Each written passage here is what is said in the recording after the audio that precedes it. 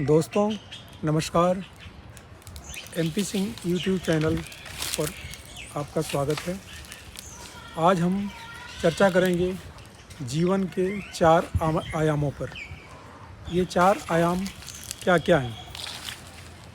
एक व्यक्ति का औसतन उम्र 100 वर्ष निर्धारित की हुई है और इसको अगर 4 भागों में हम बांटें तो 25-25 वर्ष के 4 खंड होते हैं। तो अगर हम पहले खंड को ब्रह्मचर्य कहते हैं, दूसरे को गृहस्थ, तीसरे को वानप्रस्थ और चौथे को संन्यास। दोस्तों, जो प्रथम 25 वर्ष ब्रह्मचर्य का होता है, इसमें एक मनुष्य शिक्षा ग्रहण करता है समाज से, अपने परिवार से और संस्थाओं से, और एक अच्छा नागरिक, देश के लिए एक सशक्त नागरिक बनने का उसको शिक्षा दी जाती है। वो समाज से, संस्थाओं से और अपने परिवार से बहुत कुछ सीखता है, जानता है। जो नहीं जानता है उसके बारे में उसको बताया जाता है और वो उसको आत्मसात करता है और अपने को उन्नत जीवन की तरफ ले जाने के लिए अपने को तैयार करता है। ये होता है ब्रह्मचर्य। तो आइए अब दूसरे आयाम के बारे में चर्चा करते हैं। दूसरा आयाम होता है गृहस्थ, जो 25 वर्ष के बाद शुरुआत होती है। इसमें मनुष्य शादी करता है और दूसरा व्यवसाय करता है या अपने जीवन यापन के लिए कुछ करता है। इसमें उसके बच्चे भी होते हैं ताकि ये सृष्टि चलती रहे, तो इस पर भी उनका ध्यान होता है। उन बच्चों का लालन पालन और उनको एक योग्य नागरिक बनाने के लिए वो इस पर ध्यान रखा जाता है। तो ये गृहस्थाश्रम होता है और गृहस्थाश्रम का निर्धारण किया हुआ है 50 वर्ष, लेकिन किन्हीं कारणों से ये आजकल 60 तक भी पहुंच रहा है। तो इसको बोलते हैं हम लोग गृहस्थाश्रम।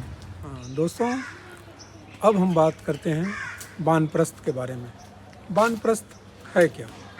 वस्तुतः पहले वानप्रस्थ में लोग अपना सब कुछ अपने बच्चों को सौंप करके वन की तरफ चले जाते थे, लेकिन आज की परिस्थितियों में लोग वन की तरफ नहीं जा रहे हैं और अपना ही बच्चों के साथ ही ज़्यादातर लोग गुजारा या साथ में रहते हैं।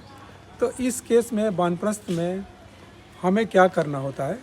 जो समाज से अभी तक हमने लिया हुआ है, हमने कोई स्कूल नहीं बनाया, हमने कोई तालाब नहीं खुदवाई थी, हमने कोई पार्क नहीं बनाया था, लेकिन हम उसका उपयोग करते हैं। हमने सड़कें नहीं बनवाई या हम समाज को कुछ दे सकते हैं। तो इन सब चीज़ों को ध्यान देना है। जितना सक्षम है हम करें।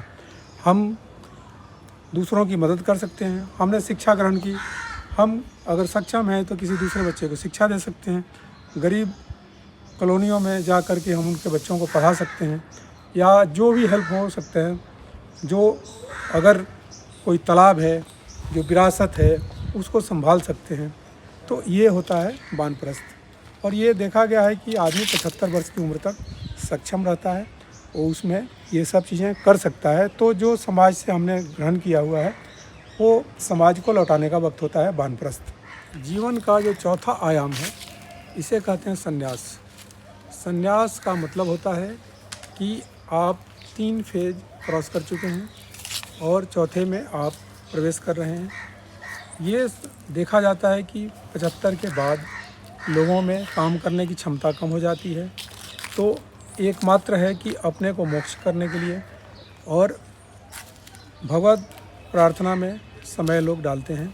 अपने को व्यस्त रखने के लिए, अपने को स्वस्थ रखने के लिए ईश्वर प्रार्थना करना शुरू कर देते हैं। और जीवन का चौथा आराम यही है कि जब हम कुछ नहीं कर पा रहे हैं तो कम से कम ईश्वर भजन करें और अपने को धन्य या धन्यकृत करें।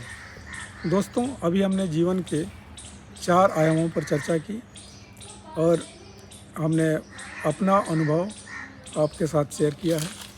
आप हमारे चैनल को लाइक, शेयर, सब्सक्राइब करें और ऐसे ही वीडियो हम बनाते रहेंगे और डालते रहेंगे। धन्यवाद।